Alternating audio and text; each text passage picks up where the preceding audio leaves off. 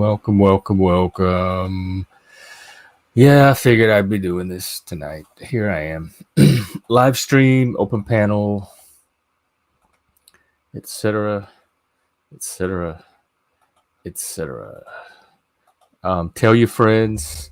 Please like, subscribe, share, all that stuff. We're still trying to grow. We're stuck at I don't know how much we have now, like a little under 300 last time I checked. So we still have that little hump to get over. So welcome. And I checked the news, didn't see anything. The Trump trial, the protest. I might have a few tweets. Let me social media. Alrighty. Let's check the tweets.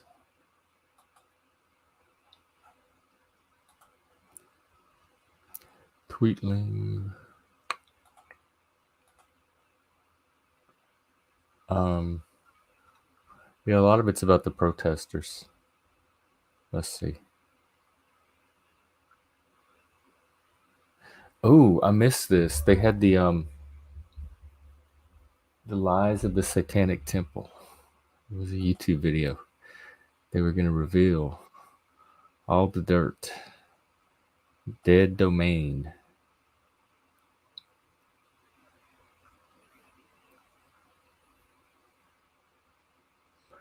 Here's just a quote that I have that I liked. When society demonizes masculinity, it's not just men who suffer.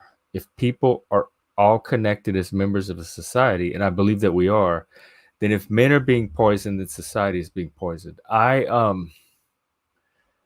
said for a while, that's what one of the things that kind of tipped me off initially that this DEI and diversity and inclusion stuff there was something off about it, because it was about including certain groups but not others. And my model of inclusion was everybody. So if white men were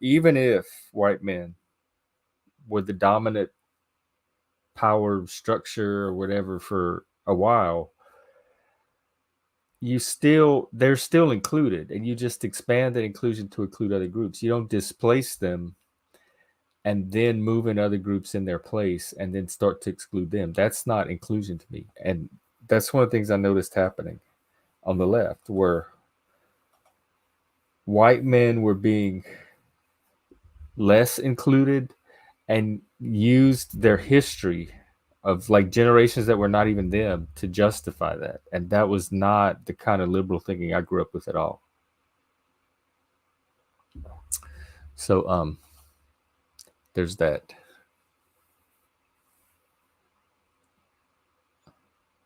Oh yeah, let me show y'all this. This is a little bit of footage. Hey, Daniel Barry. I decided to do a live stream of some of the damage. This is not, remember, like, think of that Evergreen video too that I keep comparing this to. Let's take a look at this.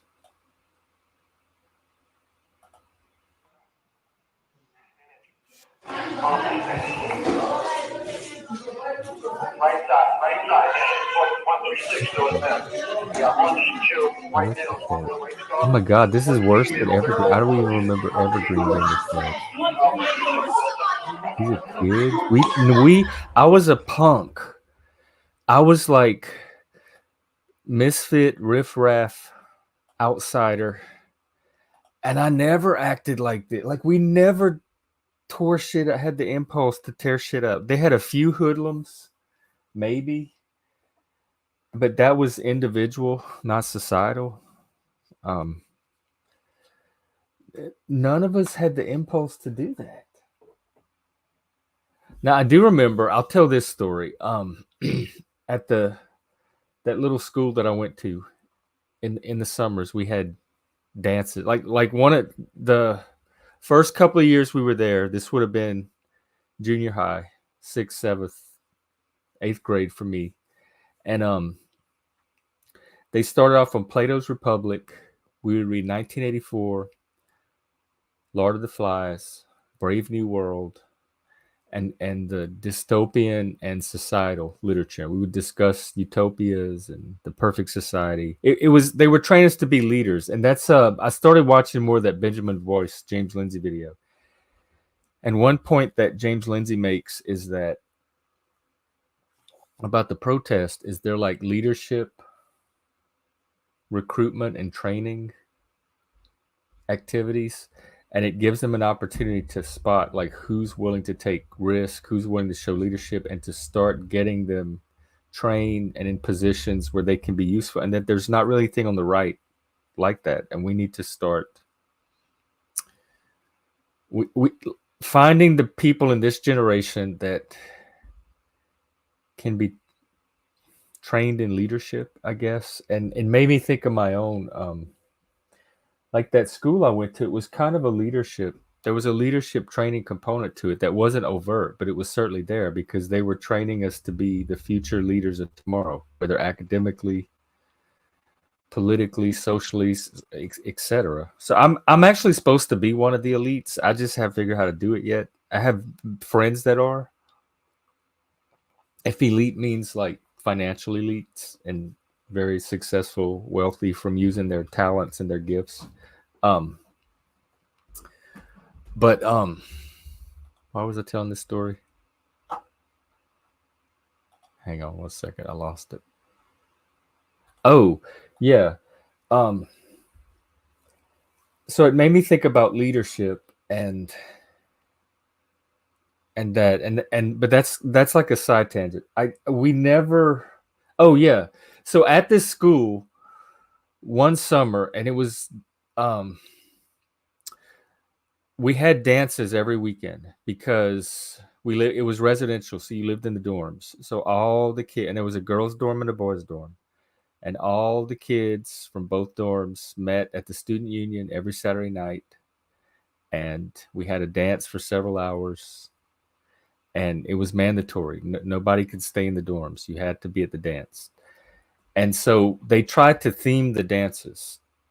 And one of the themes one year was a Brave New World dance. And we didn't know anything about it. So we show up at the dance and they start handing out little badges, like ribbons or paper badges or something. They had divided us into classes, just like in the book. And you had like an alpha class, a beta class, and I was in the lowest class. I think it was the gamma class. And you had different privileges depending on your class. Like the people in the alpha class could, like the certain classes could only dance with certain classes, and my class could only dance with each other. We weren't allowed to dance with any of the higher classes. And there were all these rules on if you had a certain color badge on what you could do. And the counselors had water guns and they would patrol the dance. And if they saw anybody from your class doing something they weren't allowed to do, they would squirt you. And it was kind of fun. Like I wasn't expecting that at all. I thought it was just going to be an ordinary dance. And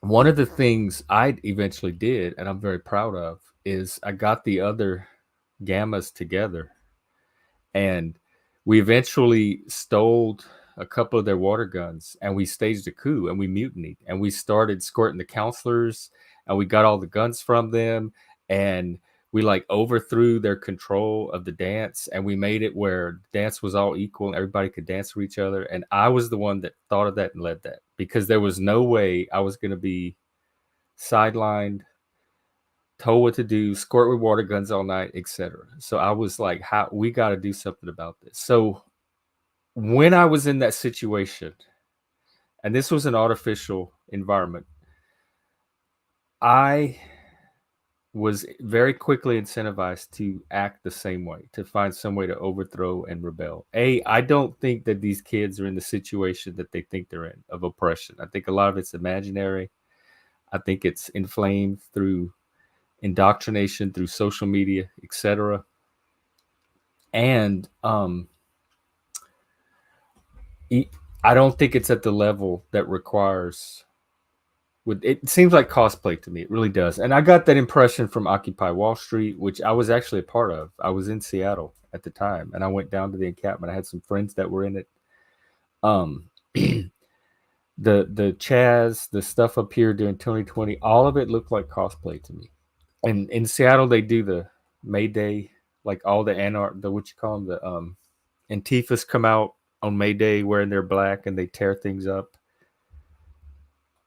It all seems like cosplay. None of it seems like a response to an actual crisis going on. So it's harder to take seriously. It it seems it seems radicalized in the sense of like using propaganda to inflame and create a greater reaction to something that it would normally have or even require. And that's what this seems like. So that's what Evergreen seemed like. I forgot what I was talking about. Oh, probably that tweet. Let me take a look. Oh yeah, that vandalism video.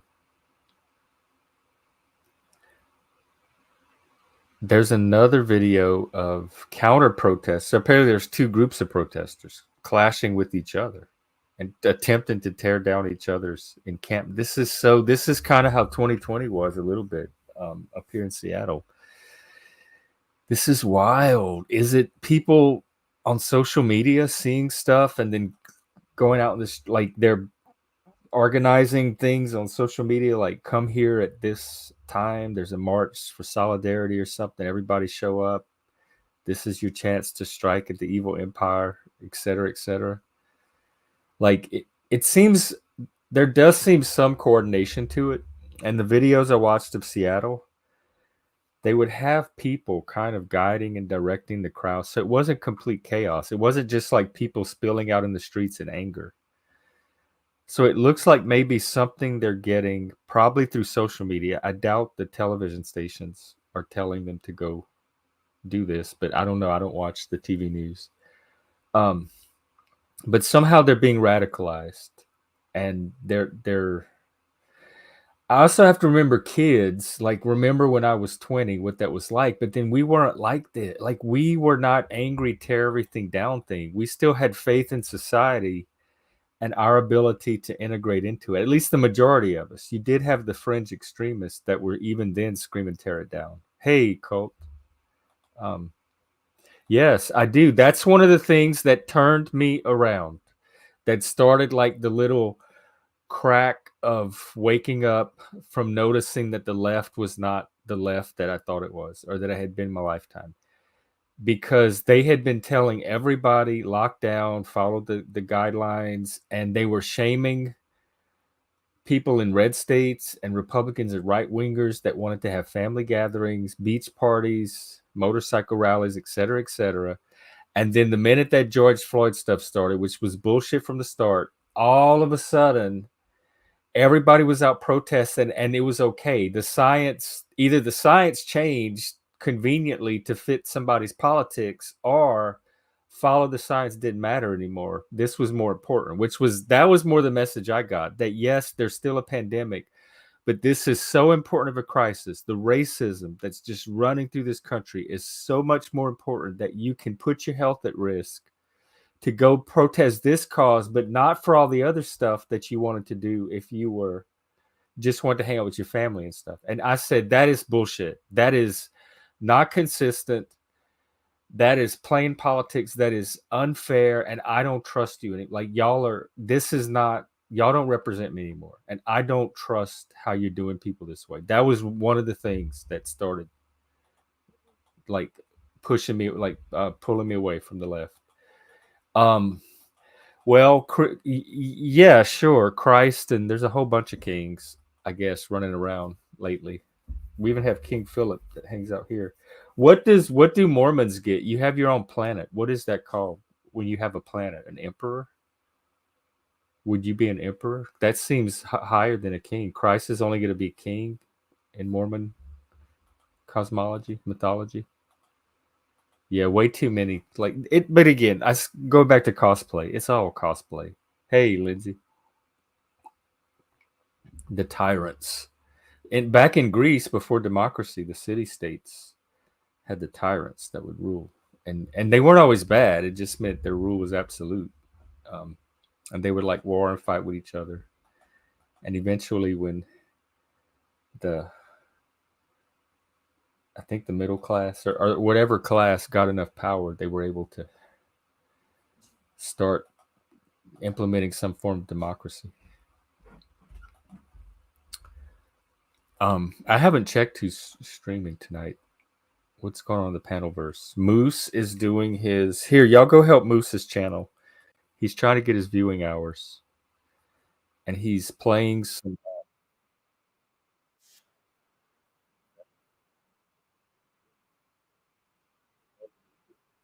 So just go give him a like, subscribe, maybe a share, even if you don't actually share it, and watch it in the background a little bit so he can get some views, some viewing hours.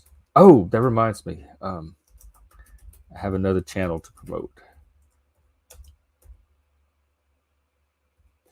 Um, I, yeah, I know what you mean, like the egotism or egoism. I don't know if it's off the charts or just the normal level it's always been. I mean, we all have. I have an ego. I've been very open about mine. Um, we all have. It's a necessary component of our psyche to kind of function as individuals and in the world. But it's, I guess, when it gets too obnoxious for either that person or other people.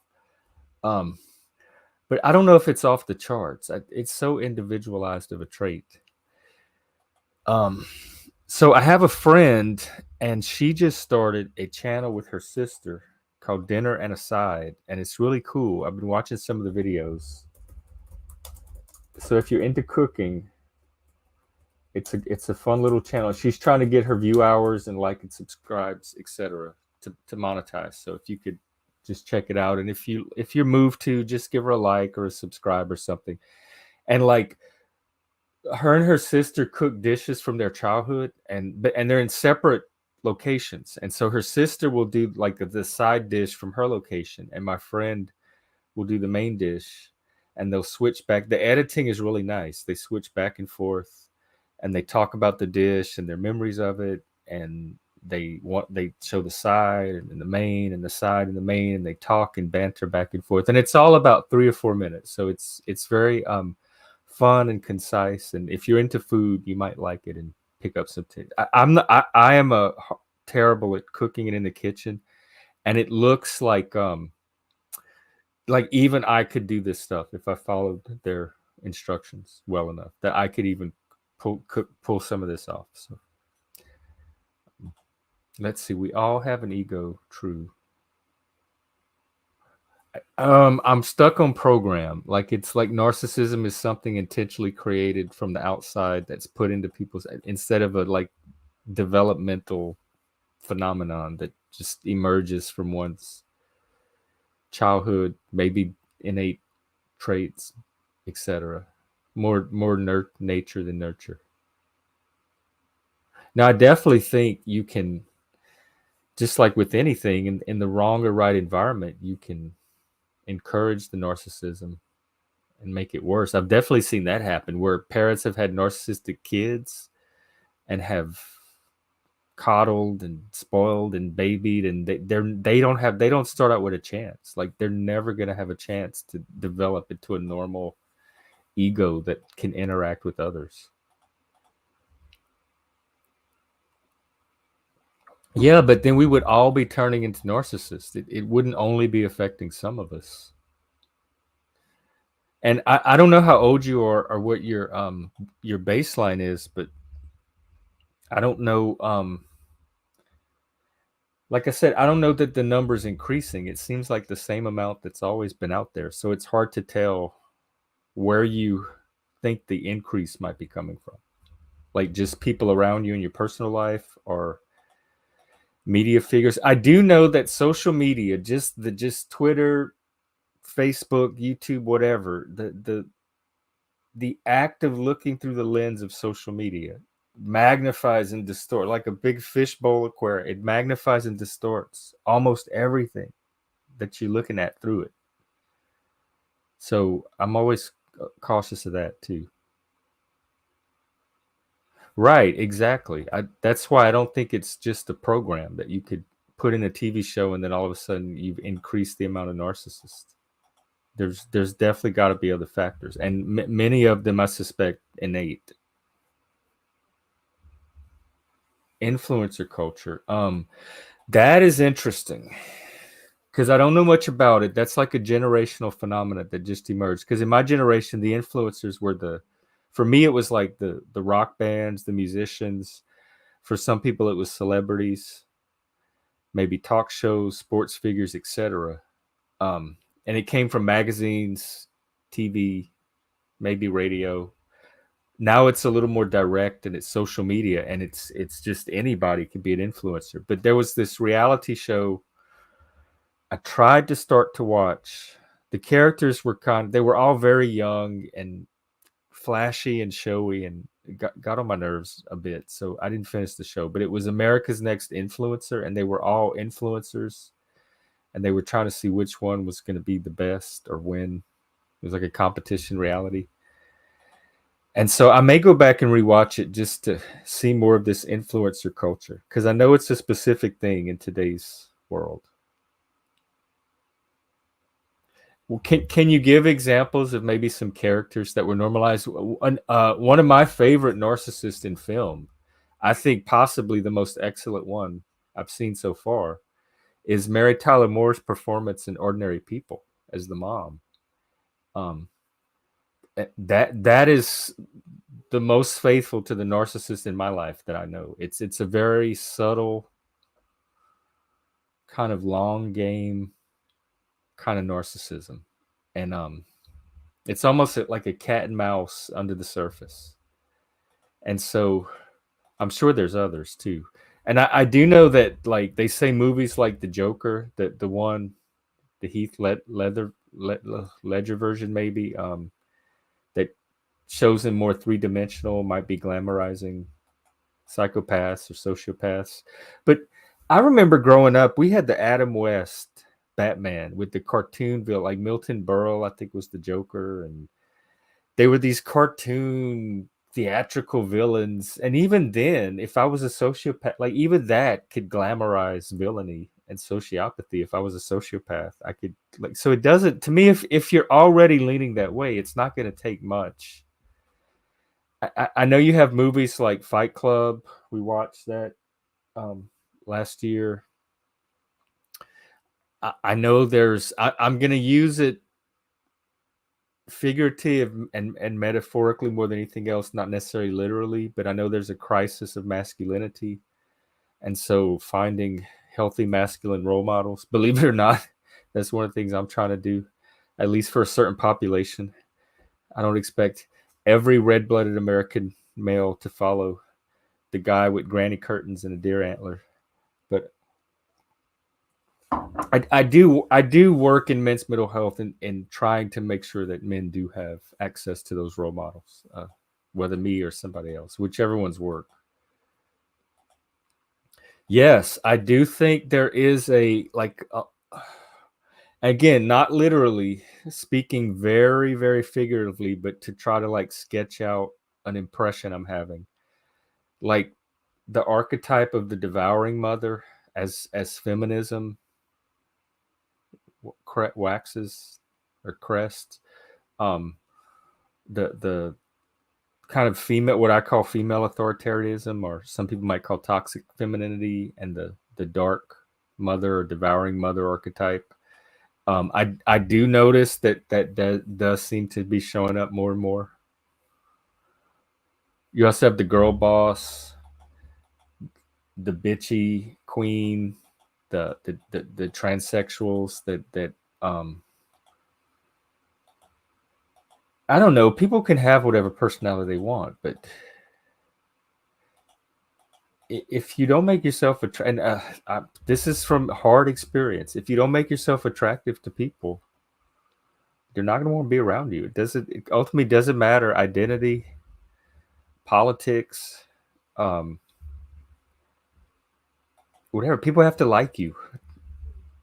Like sometimes it might be your personality. It may not be your race. It may not be your economic background or your dysfunctional family. You just may have a shitty personality, or a personality that's very singular and unique. And so keep that in mind when you're if you have a lot of friction with social environments, which I do. I was told at the gifted school they threw out just this is a random statistic, and I've seen it before, that if you're gifted, you're going to be able to relate to 2% of the population. And so it kind of set an expectation for me not to expect to make this connection with every single person out there. So if I'm hitting that 2% zone, I'm doing pretty good. Yeah, abrasive. That's a good. I've been called that before too. Um, Cajuns in general like get called abrasive. Like other cultures find us abrasive. Um, and what was I talking about? The oh damn it, I lost it. I chased a squirrel. Oh well, it'll come back, or maybe somebody will remind me. Um, but oh yeah, but not like having a personality that. So the 2%. So I kind of use that, like, okay, I don't have to get along with everybody, but am I getting along with about 2% of the people? And then if you're neurodivergent, which is called 2E or twice exceptional within the gifted category, it's like 14% of the 2%. And so if you do the math, the numbers come out to like 0.00128 or something. So that's the percentage of people that I can actually be expected to get along with statistically for my neurotype. And I even so like if I'm in a group of 1,000 people and I'm getting along with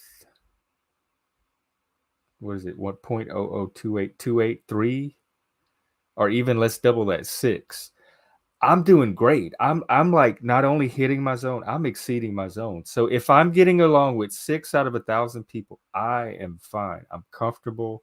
I feel like I'm succeeding socially, etc. That is all that my neurotype requires or can expect statistically. So I'm within the norm. That's actually within the norm for me. And so I use stuff like that. And so I don't have to have everybody like me. The problem is when nobody likes you. And oh, the thumbnail. You know what? I have a bunch of old pictures, and it gives me a chance to use them. Me and my friends take silly photos and stuff, so it gives me something to do with them. And it is open panel if anybody wants to hop up. I'm interested in abrasive because I know many abrasive females. I probably know way more bitchy women than abrasive men, but then again, I take men in a different way than like I understand masculine norms and personality styles and energy and masculine kind of coding way better than women. Um, so like a lot of times, especially up here, to me they come across so cold and icy and just frigid. Like just you could feel the cold wind blowing behind their back as they talk. And people that live here, my friends from here, tell me that that's something cultural I'm reacting to. That the people here don't read it that way. They're not bothered by it. It's perfectly normal and polite to them. But to me, it is so, like if they acted the way in the South, they would not have a job. Like nobody would go back to their business. And so some of it is cultural, or how we interpret it is cultural. Um, and then there's people that take me as abrasive too. I get that word all the time. So that's not, like humans are so varied and the experience of each other is so subjective or intersubjective that no one person is going to have the same experience of someone like universally. Look at the panelverse. There's people that like Tommy. There's people that don't. There's people that like Snafu. Snafu actually has friends and people that he talks to and gets along with. I'm told, and then most people can't stand him. They find him a disruption, etc. So even with a person like Snafu, you have a range of experiences, individual reactions to him. Friendly. When I visited, I was up here for a week and I fell in love with it. And I found them so polite. Like when you were in line at the grocery store or the Starbucks, and they're like, "Hi, may I help you?" But it was a fake polite, and I didn't. It took me a while to notice that they were being polite to every single person the exact same way. It was like a very formulaic, canned politeness, like at an airline, or where they have to like be polite to a whole bunch of people, or on a cruise ship at once, like just routine day in and day out. It was that kind of politeness, but it felt, for someone that wasn't used to that, it felt welcoming. And I'm like, wow, this is the friendliest city. They're so friendly up here. I'm told about Minnesota nice. That it's kind of like that. It's kind of a surface nice, but underneath they're judging you and hating you and scared of you and looking for things about you to have a problem with and noticing if you're an outsider or not. There was one barista, she was new, and she had just moved here from Oklahoma, and she was more friendly and chatty than the barista. That's one thing that tipped me off, that she probably wasn't from here, because she was having a conversation in the first place instead of just next. And she was like telling us how excited she was to be here and everything, and how she was so proud of herself because she had been working really hard on losing her Oklahoma accent so she could fit into Seattle. And people were noticing it less and less and taking her more and more of a local. And that just broke my heart. I felt so sad hearing that story. I'm like, why would you give up your beautiful Oklahoma accent that's so unique to that part of the country to fit in? Like, if people are not going to accept you unless you talk a certain way, why would you give your accent away to fit in with those kind of people? Like, but that's the norm here. Like it's very conformist. The pressure to conform is off the charts, I'm told, for people who feel it. I don't feel that kind of stuff. I walk around in antlers. I don't care. And my friend, I had a roommate from kind of the Minnesota area, and he said it takes like at least a decade. If you move to Minnesota, or like a smaller area in Minnesota, it it's going to take at least 10 years before you're kind of accepted as not an outsider. You're kind of part of the community at that point. You're not fully let in yet. You're never going to be fully let in, but they're very slow and cautious about who they let in. And back home, I'm so like, we just throw the doors open to anybody. Just come on, the more the merrier. Bring a friend, bring all your cousins, grab somebody off the street, bring them too. Um, it's completely opposite culture.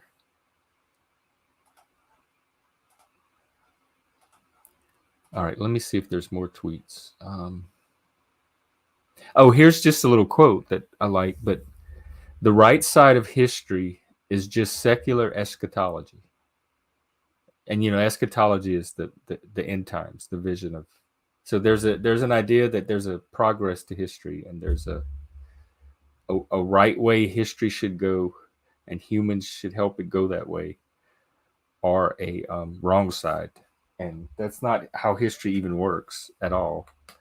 And then the other quote is, instead of saying you're going to hell, they tell you that people will write mean things about you in fourth grade history books. It's pretty funny. It is pretty funny. Um, and let's see. Oh, here's a good one. This is from Francis Fukuyama. It's a paragraph. I'll actually share this one. He's the futurist that was kind of popular, I think, late 90s, maybe 2000s. But supposing that the world has become filled up, so to speak, with liberal democracies, such that there exists no tyranny and oppression worthy of the name against which to struggle. Experience suggests that if men cannot struggle on behalf of a just cause, because that just cause was victorious, Gay writes, in an earlier generation, then they will struggle against the just cause. They will struggle for the sake of struggle. They will struggle, in other words, out of a certain boredom, for they cannot imagine living in a world without struggle. And if the greater part of the world in which they live is characterized by peaceful and prosperous liberal democracy here, US, right now, especially all these little white bread kids that come in here and complain about this stuff, then they will struggle against that peace and prosperity and against democracy. Oh my God. if anybody does needlepoint or anything like that, I would almost pay to have that put in a frame, and every conversation I've had on here, I could just show that paragraph every time, and just that sums it up. I've been saying that for so long. That it's the drama, the cosplaying, the wanting to be a hero, the hero complex. And I just go back to like when I was a kid. We didn't. Oh yeah, I was going to tell you what we did as a kid. This was like 91 probably. I was living in Austin. I'm sorry, 92. Like spring of 92. I was living in Austin, Texas, and they had that little, back then it was gay and lesbian youth center. It was like a little drop-in center. Now it would probably be queer or LGBTQ plus whatever. But it was the same group. That's where I met some of my first actual transsexual people, became very good friends with them. And this was right across the street from UT, which is University of Texas, the big college in Austin. And UT was doing what was called a kiss-in to raise awareness of gay rights. And they had flyers at the youth center, and you could go to this meeting, and it wasn't a planning meeting. You just show up the day of, and you could be part of it. And it sounded fun. So me and some friends decided to do it. And you show up like in the quad, the big grassy area with the sidewalk between all the buildings, that like a lot of people put flyers and signs and stuff. And so we were going to do it there and march across campus. So you show up, and they match you with another person of your sex. So I got matched with this guy. He was hot too. He had a beard, kind of glasses. He was kind of nerdy geeky before nerdy geeky was cool, but still kind of rugged and masculine. And I remember he had some denim shorts too. And they matched us together, and then they tie you together like in a leg race. They tie your one leg together, and I think maybe your waist or something. And then so everybody gets matched and tied together, and then you walk around campus, and every few minutes or something you stop, and the two people kiss each other and they make out. So everybody's stopping and making out on this campus. And then you walk some more and you make out. So it was fun. I got to kiss a hot guy, and got to raise awareness for gay rights. Most people were sympathetic to it. We didn't get any harassment or anything like that from this was Texas. Nothing really happened, and we all had fun. We all like went out afterwards and enjoyed ourselves. And so that's the kind of stuff we did. That was our protest. It wasn't even a protest. It was to like win sympathy for our cause by showing people that, look, it's two guys kissing is no big deal. You can get over it. We're not the end of society. And now I see those videos with like all that shit thrown all over that look like, that's kind of like look like hurricane damage a little bit. Like I see that shit after a storm in Louisiana, and that was kids protesting. Oh my God, no, we didn't do anything like that. I know that ACT UP and Queer Nation kind of did some militant disruptive things, but I wasn't really part of them. They were in the bigger cities. So no, I've said this before. I come from a Mardi Gras culture. So when we have festivals and parades all the time. So when there's a bunch of people gathered, a crowd like that, I'm thinking fun and drinking and fun, and partying and getting to know.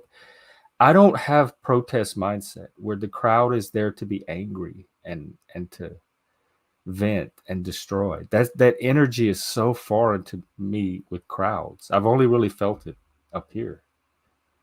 And you know, they had the trade riots in, was it 2000, or when would the WTO trade riots up here? I remember them on TV, but I didn't know much about them at the time. I think it was the globalists, whatever that is, that were meeting here in Seattle, and they had like days and days of like the anarchs and stuff here plan these riots.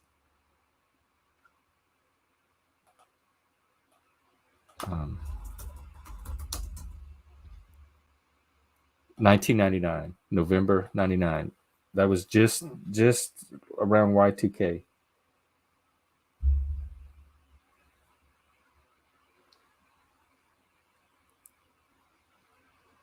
The World Trade Organization was meeting at the convention center, and all the little black blocs rose up and disrupted the entire city. They had to have riot police and everything. It was madness. So there's a big protest culture up here, just like my culture is a party culture. And like people that grew up in Florida in spring break or something, or Vegas, a resort town, might feel the same way. Like, this is what you do with the crowd. We do something totally different. We don't have fun. We have fun with it. I would. I really would. In fact, I tried to, and I may still, if the right opportunity, if I can make it happen. I think I'm very isolated up here, and I don't have a strong network. It's very hard for me to make the connections up here, like the real world connections. And I have a much bigger network in the South, and I find it a lot easier to create that network in the first place down there. They're bottom line. They're way more relaxed and not uptight. And where I am is very anxious and uptight about everything. And I hit so many of their little radar buttons. Like, I ping so many of their little flags. I need to be around people that are chill. Because I'm not normally an anxious person until I get around other people who are anxious, and then I catch their anxiety because I'm an empath, and then I start getting all anxious over something that I normally wouldn't even care about if I wasn't around them, picking up, catching their anxiety. What I don't know where you're moving from, but a lot of people from the north move to the south and end up being very successful because the south is very people oriented, and for the first time they have like people that actually listen to them and take them seriously, and they're able to like make friends and get all their ideas off the ground and stuff. I've heard that story several times of people from the north moving there. It's a different pace. Especially my part of the south, it really is kind of a world out of time. It's in its own space time. It's not really involved much in the modern world. Every time I go back, it's the same as it was 20 or 30 years ago. Like, it's very reliable. I mean, there's small changes, but the culture and the people and the energy and the kind of the ethos down there, very reliable and steady. Unlike Vegas, which rebuilds itself like every few years. The town doesn't even look the same. And I like that too. I love that kind of constant novelty and stimulation. Yeah, you might do well. I'll tell you this, Colt. I didn't even know what autism was until I moved up here.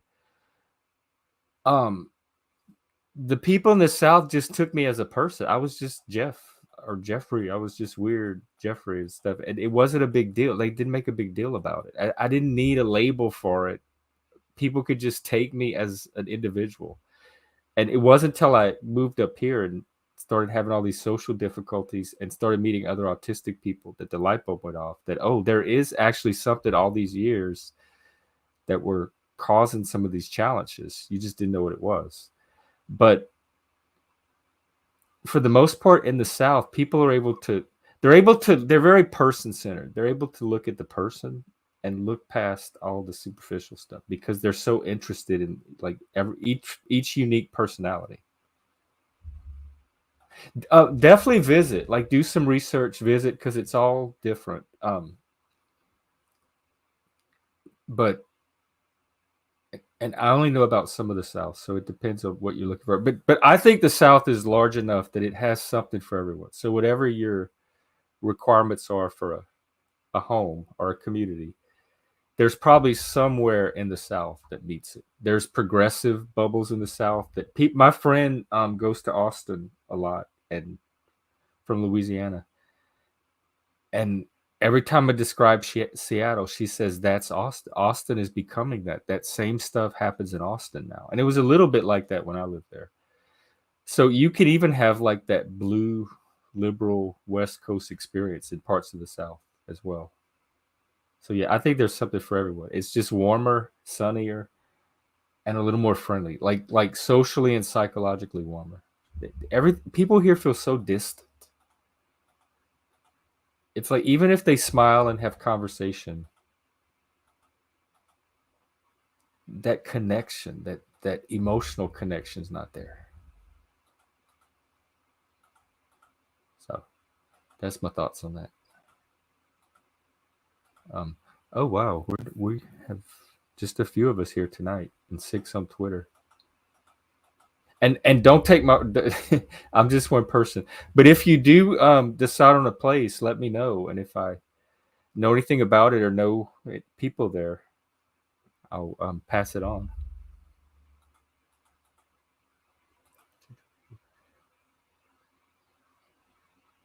Okay, and I like this tweet from Noah Smith. The Palestine protesters have created a dream Palestine that is almost entirely disconnected from the real place, in which all of their fantasies of a perfect society are realized. That is a bit like what weebs do with Japan. And weebs, I understand, are like anime fans, that the anime cult or subculture. I mean, so yeah, I get that impression on here when I'm having the conversations about like yes, I would be on your side too and take that position if the Palestine you described was actually the one that I thought existed in reality. But it doesn't strike me as probable. Yeah, it was kind of becoming In fact, if you watch a movie like Office Space, um, you can already kind of see, and that was the '90s, I believe. You can already kind of see some of that California, at least that tech California, that Silicon Valleyization. Lying? No. Okay, no, no, no, no. Don't lie to a Southerner. Let me tell you, like if if there's a couple of lessons you should have learned, like by the time you left high school, never try to fool a teacher is one of them. But for those that didn't grow up in the South, don't try to lie to a Southerner. That's another one. Um, they're gonna if they don't read it off for you right away because they're good at reading people and noticing patterns, they're gonna hear it through the grapevine soon enough when your story doesn't match. So it's better to just be open and transparent. You'll build a lot more trust that way. And there's nowhere they're going to judge you from being from. That's what I'm saying. Like that fear of being judged if they know where you're from is like a northern value that when you move to the South, you start to realize like, oh, that doesn't even matter to people here. I don't even have to worry about it. And then you just let it go. And then like for the first time in their life, they're like, wow, people don't judge me for stuff that's not even important. I can be myself here. And I'm not saying that's going to be true everywhere, but in general, I find the South more tolerant of personality differences, at least where I come from. Yeah, I'm really bad at it too. I don't even bother at all. I've never been good at masking. All right, so I think that's all the tweets. Well, are you do you come off as like a liberal geeky soy boy, assuming your gender? They might a little bit. Like if you come off like the teacher in Beavis and Butthead in the classroom, they'll probably laugh at you. And I'm going to tell you the secret right now to getting in with the South. Go drinking with them. Go to a barbecue. Go drink some beer. Get drunk. Let them see you drunk 1 or 2 times. It's not going to take long. Just show them that you can be one of them when you need to be or when they need you to be, and you'll be fine. Because that will show them that, oh, even though this is like some liberal dork, he can still go to a tailgate party or something, or go four wheeling. Just do something like rough and rugged or alcohol related. Oh, okay. Yeah, that might. Well, or you could. There's lots of dry counties too. You definitely that might actually work for you if you go to the right place. I don't know. Just kind of do your research. Talk to people, and we'll see. We'll find a good place for you if that's what you're interested in.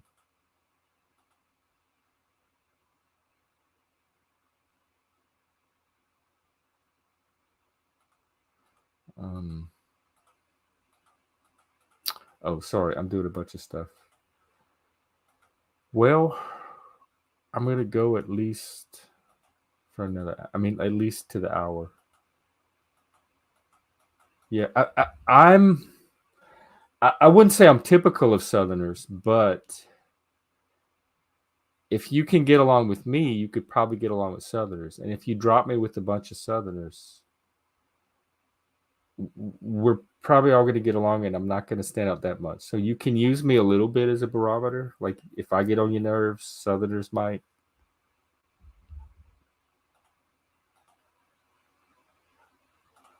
Now, one thing about Southern, especially like maybe less so Louisiana, although there too, but other places in the South, and this is again real general.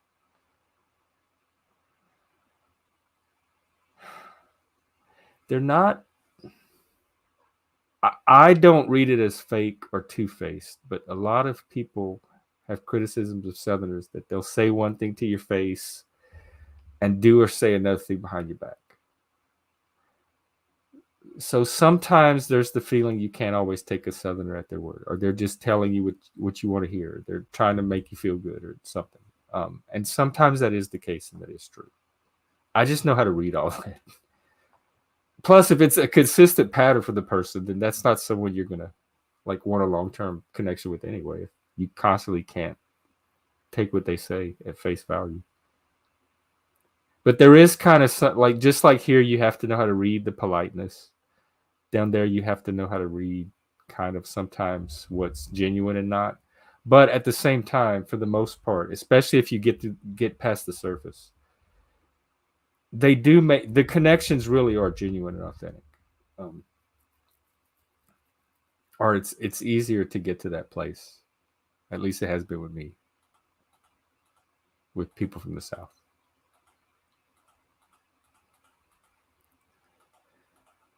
All right, let me figure out how to fill up maybe 10 more minutes. I wanted to at least try an evening stream and see what happened. Let's see. Imp Dave is there's something called Halo Night. Is it the video game Halo? Um, it must be. What else? Yeah, it looks like some Halo friends. Speakeasy is streaming. Frank is video streaming. Moose is video. God, that's if you're into video games, there's like one, two, three people video streaming, and then Speakeasy. Does he have a panel? No. And hopefully Joe can some rest. He did like 3 streams in a row. Um, we did. We watched Survivor last night. It's getting good. It's getting down to the. I think they're at the final 7. So the finales. They usually run the finale at 5 or 6. And then we have some other seasons going um, that we're watching as well when we have the right people around. And one of them is Australia, which Frank, if you're around, I could probably do an episode tonight if I'm not going to stream. Yeah, this is one of my favorite seasons. It's getting the cast is just this is the first season where all of the non-game elements are more interesting than the game itself. So it's not even the gameplay, although there is some interesting gameplay. It's the characters, it's their personal stories, it's their personal drama. Like last night, this girl had an entire meltdown over not getting to eat an Applebee's burger. And it just spiraled. Boy, it had nothing to do with the game, but the whole Burgergate thing took up like half the episode, and it was like the most fast. I'm like, what is this drama? What am I watching on my TV right in the middle of a Survivor game? What is this? And so there's just so much of that this season that's making it interesting, and it's the cast that's generating it just on their own from their own drama that they're bringing to the game. So it's a lot of, like I've said before, a lot of these shows remind me of the Panelverse because it's a group of quirky strangers that are thrown together in a contained environment, and then they have to interact, and their personalities emerge, and they start politicking, and because there's a game element to it, so you have to make alliances and get the people on your side and stuff like that. Yeah, very much like the panels. That's why I love it. I'm a reality junkie because I learned from it too. I honestly think, and there's no way to really measure, but talking about influence in programming and TV shows, I honestly think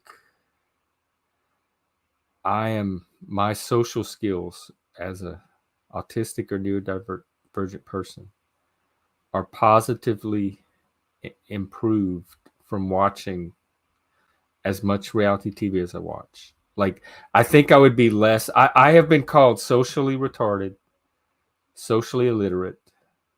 I've also been called socially gifted, but I think I would be way more socially retarded and illiterate than I would be if I hadn't watched 20 years of reality TV.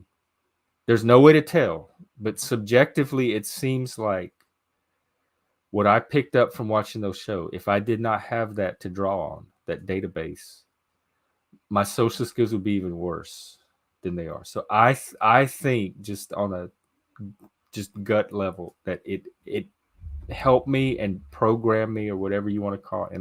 It was a positive social influence or media, if you want to call it the media influence that actually helped me and had a benefit and improved my ability to function in society.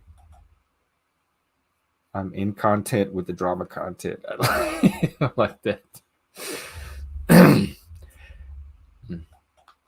I am trying. There's different levels and qualities and tiers of drama. I am trying to curate the kind of drama that shows up here and the duration of the drama. I would much prefer if we're having a good, chill, deep philosophical conversation going. I would much rather prioritize that. But if it's kind of slow and there's a little bit of drama that comes in that can spice things up, it's just learning how to manage it. And like I said, I'm still in the experimental phase, so I'm learning all of this. But I feel like I'm getting better at it. And y'all are helping, so thanks. Oh, like reality? Survivor and Big Brother are they're mostly the same game wise.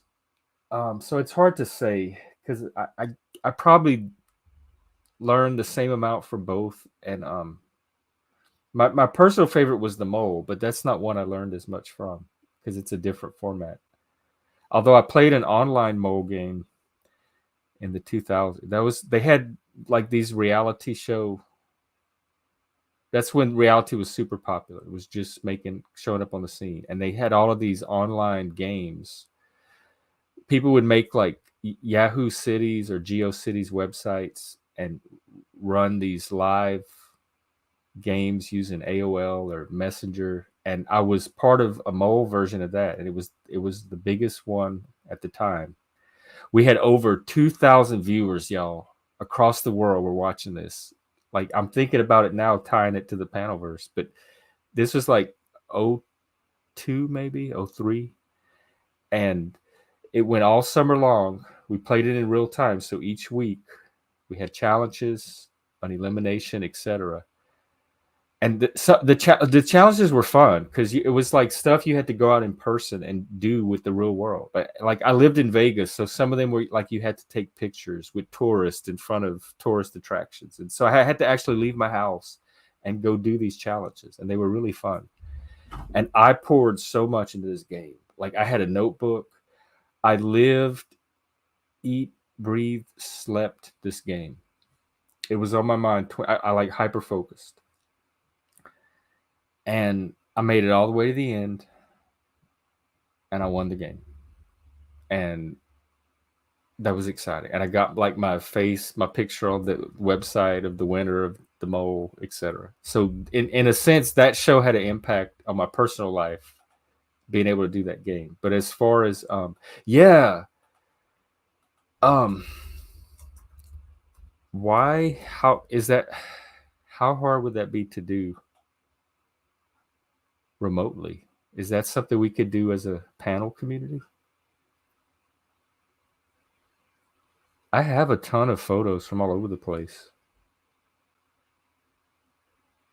I wonder if, well, yeah, I mean, it's that sounds cool to me. And geocaching too. I used to do a little bit. I used to do a lot of hiking, and so geocaching would show up in some of that. But I would love to do more geocaching too.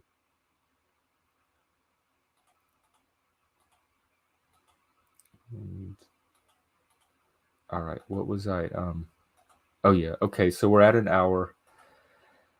I'm trying to figure out whether to keep going or not. Oh, one more thing. I don't know how I keep forgetting this. May is Mental Health Awareness Month, and here we're in May 2nd. Yesterday was May 1st. I wanted to talk about it then. And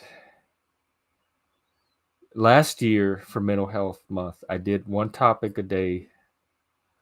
In fact, I'll put the playlist. I did one topic a day every day for 31 days for Mental Health Month. And some days I had a guest and we talked about mental health topics. And some days it was just me, like monologuing on a topic. And this year I wanted to do something similar, but now that I have a panel, maybe have panel discussions about different mental health topics each day. So make the panel the geocache. And would like other people from outside find it, or would it be something internal to us?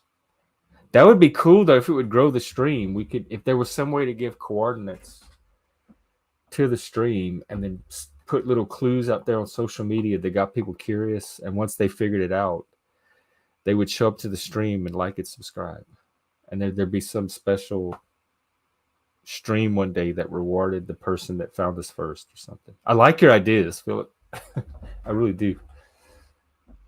All right, I'm gonna put this playlist in the chat. This is my mental health month from last year. And I just noticed, I just caught it today. I changed it, but the last few episodes in the description of the videos, I had meant to put May is Mental Health Month. And I put May is Mental Month. I left out health. And so that's been sitting up in the descriptions for a few days. Oh, wow. Yeah. Well, are you on Discord at all? We have a little team. Chris has a lot of ideas for like a panel game and some activity. Like once we grow, some activities that we could really do with this. And we have like a little team that gets together and shares ideas and discusses. And so if you'd like to be on it, I'd love to have you. Yeah. I like, mental health and neurodivergence are my topic, especially that intersection where mental health for neurodivergent people, particularly males. So those are always my my pet topics that I would prefer to talk about that over any other topic that happens on here. But I'm also good at kind of following the energy and letting topics go wherever they want, unless it involves somebody fighting me about how to run the panel. Oh my God, like their real life adventures. They could like tell their story of how they, and maybe like maybe that's how we could get our players. Like, do you want to be part of this exciting new game on YouTube? Follow these clues. And then when they find us, they're like in the pool of potential contestants. And then like the first 20 people that find us, we narrow it down to maybe 12 people, and they're the contestants for the first season of Panel Survivor or whatever. I'm all oh my God, I wish Chris were here right now. Chris, you got to watch this. I'm all inspired. Lanza had some really cool ideas too. So yeah, I am all excited about pulling stuff like that off. I want to find a way to do this full time and just keep taking it to the next level. And I love the community involvement.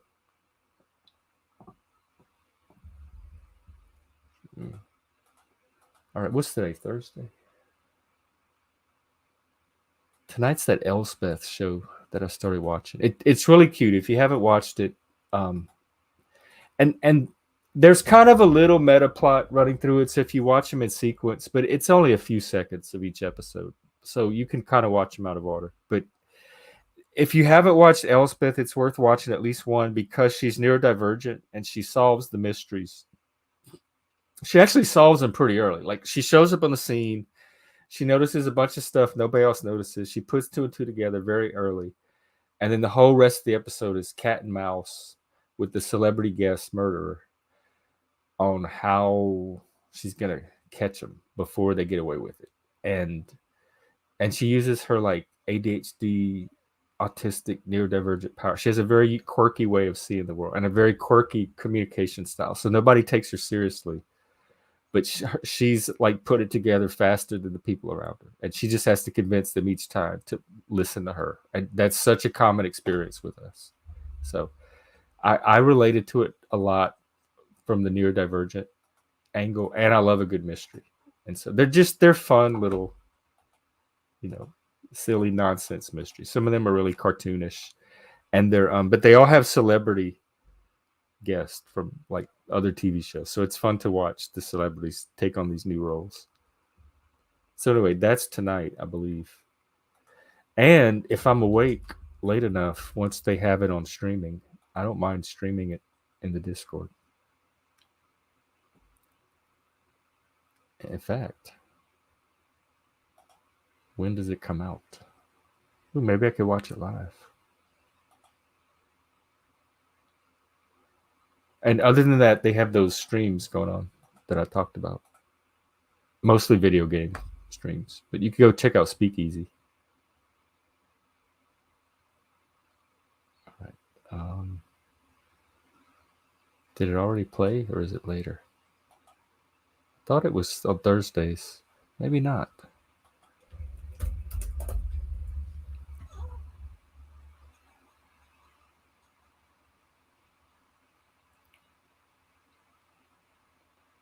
It's a spinoff of The Good Wife, which I've heard of but don't know anything about.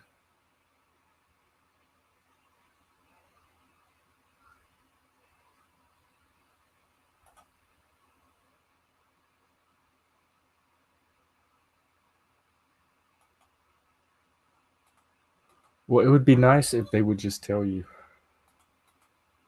what day it comes on. Thursdays. Yeah, new episode on Thursdays. So where's the new episode?